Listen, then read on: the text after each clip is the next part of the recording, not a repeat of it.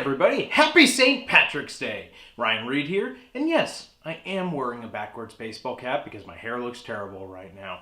But that's not the point of today's video. The point of today's impromptu review is to take a trip down nostalgia lane and revisit a movie I haven't seen in many years. In the years when I was growing up, Disney Channel used to run a monthly movie called the Disney Channel Original Movie. Every month you had something different. Of course, they were themed to the month. So if it was December, you typically had a Christmas or a holiday movie. If it was October, it was typically a scary movie or a Halloween movie. But there was one, and as far as I know, only one, but I might be wrong on that, movie for March for St. Patrick's Day, and that is, of course, The Luck of the Irish. Made in 2001, it revolves around a kid who is like a basketball jock sports star at his school. He's very popular, he's, great at everything, and he discovers one day that he's actually a leprechaun, and that his mom is a leprechaun, and that they have this necklace of luck, and that's what gives him all of his good luck. Hence the name, The Luck of the Irish. And I haven't seen this movie in many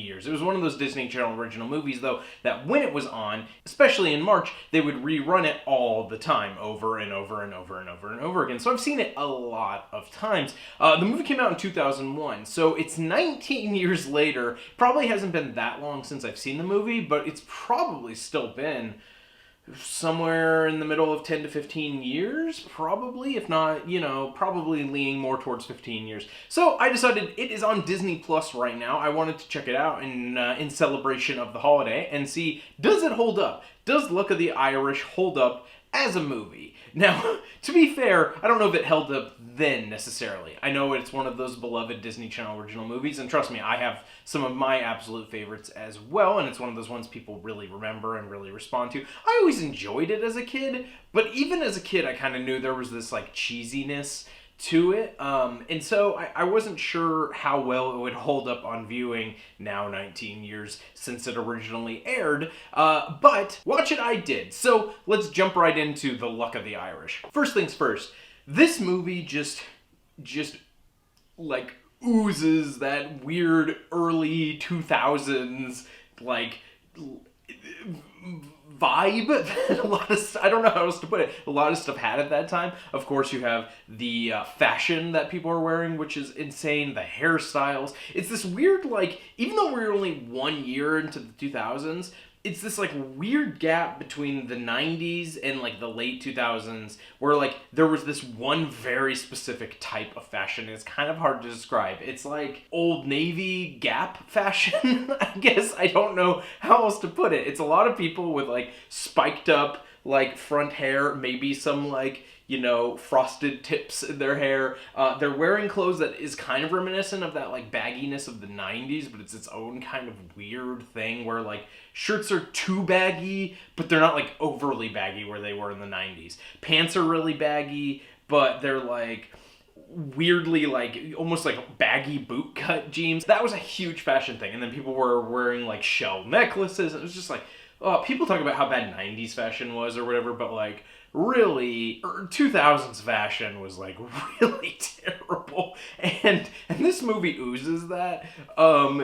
It's more on top of that too, just the way that the movie is shot, and the way people talk with each other is that very kind of 2000s style of talk, and on top of that, it's a very kind of clean, safe version of that, because it was on the Disney Channel, so it was just, it's cheesiness beyond cheesiness. It is, again, I think the 90s are kind of coming back, and yeah, you could talk about how the fashion's kind of ridiculous from the 90s and same from when the 80s fashion came back, but I don't know if this 2000s trend will ever come back, because it's pretty weird. The rest of the movie is ultimately still kind of cheesy as well. Again, it has these weird, none of the acting is terrible, although it does have some weird choices in the movie. Again, quick rundown in the movie. I talked about it briefly at the beginning, but yeah. So this kid, really popular. He's good at basketball. He's got this lucky charm he wears around his neck, and he's trying to figure out what his heritage is. And his parents are kind of hiding that from him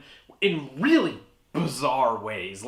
They're acting. It's not so much that the parents are keeping it from him, but they were either director or was acting choices. I don't know. Do these really strange performance choices where they they act more as if they're aliens from another planet who do not understand, like, the human race. And they, like, he'll ask, like, so, like, where are we from? What's, like, our heritage? And the parents are like, we're from Cleveland. And he's like, right, but before that. And they're like, we're American, Kyle. That's all you need. And it's like, I get what you're going for, but, like, even if you were trying to, like, convey that they're not quite being honest, why do they have these weird robotic, like smiles? It's very, very bizarre. Not to spoil too much of the movie if you haven't seen it, but ultimately he does lose his luck at one point, and then he has, like, the worst bad luck he could have type of thing. And it's like a day where, like, oh no, he spilt cake on his shirt, and oh no, like, he doesn't know the class answer. I'm like, man, if that is his worst bad luck day, like I guess not having this luck of the Irish really isn't that important. If your worst bad luck is, like, the water fountain gets on your pants and you, like, spill cake on you. Like, but anyway, he finds, that's when he finds out that his mom is a leprechaun, and it's done in this, like, honestly not too bad green screen effect. I thought it wasn't, I remember it not looking great when I was younger, and because basically when his mom turns into leprechaun, she's, like, this big, and she's like, you know, like, oh, I'm a leprechaun, Kyle, you didn't know. And everybody acts as if it's okay. Like, everybody at first is like, whoa, you're mom, what happened? You're a foot tall. But then, like, everybody just accepts, like, whoa, yeah, leprechauns, you know, it happens. Your mom's a leprechaun. It's good. And again, I know, movie made for the Disney Channel. I'm being very, like, analytical on it. But, like, still, it's like, nobody freaks out about this. Nobody's like, he's just like, you mean I'm a leprechaun too? And she's like, yep. And his dad's like, yep. And then everyone just accepts that. And it's like, all right. And then that happens again later on. Like, there's other characters get introduced to the fact that, like, leprechauns exist, and nobody's like, can we stop for a moment? Like, I really need to, what is going on here? Nobody does that. Everybody's just like, leprechauns, what? And then they're like, all right, I'm done. That's most of the movie, really. It's people just not really reacting to the craziness of everything that's going on. They question it for a moment, like, where are we at? Or why are we following a rainbow? Or whatever. And it's just like, all right, cool. Sure, why not? But it is what it is, I guess. The movie has this weird line where it can't quite figure out does it want to make, like, these broad, like, ridiculous statements about, like leprechauns and like Irish folklore and stuff, or does it want to make, like, more, like, historical important statements? And what I mean by that is, like, they'll go from one moment where they're, like, doing these really, like, big, like, fake style Irish accents where they're, like, they're literally doing, like, leprechaun voices where they're like, oh, I'm a leprechaun, and it's like, I don't think that's quite, or they'll say, like, top of the morning to you, and it's like, that seems like you're just kind of, like, feeding into these, like leprechaun Irish, like stereotypes almost.